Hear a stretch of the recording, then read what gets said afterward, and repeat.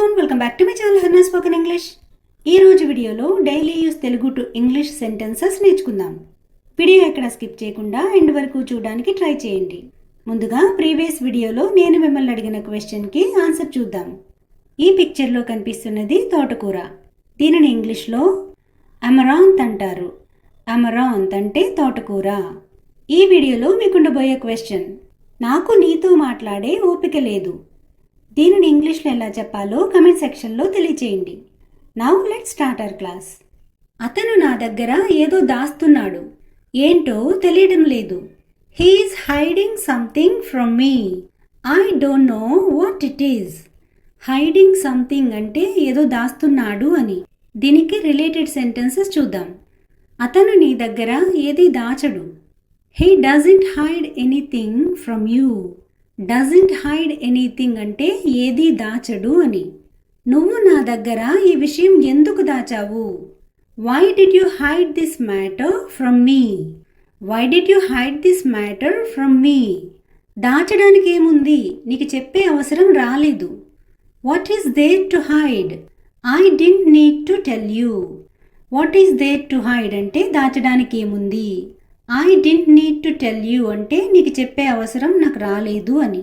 అతనికి బాగా దెబ్బలు తగిలి బాధతో మూలుగుతున్నాడు.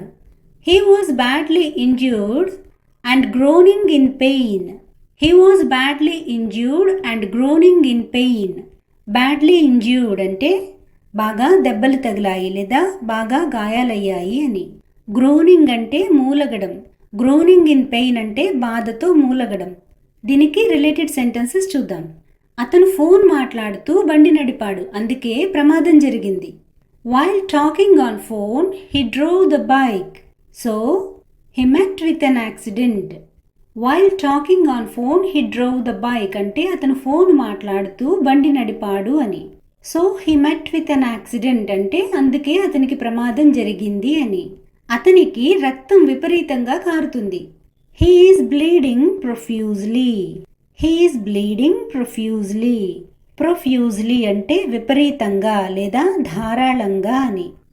నువ్వు నా మాట వింటే ఇలా జరుగుండేదా? ఎవరైనా మాట విన్నప్పుడు నెగిటివ్గా జరిగితే ఇలా అంటూ ఉంటారు కదా. Would this have happened if you had listened to me?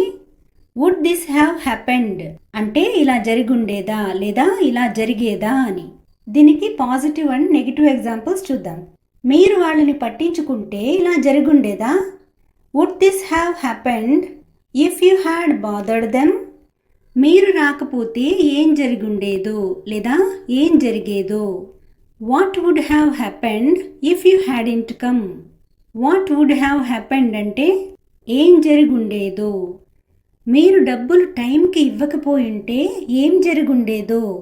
What would have happened if you hadn't given money on time? So friends, this is the class for today. Thanks for watching.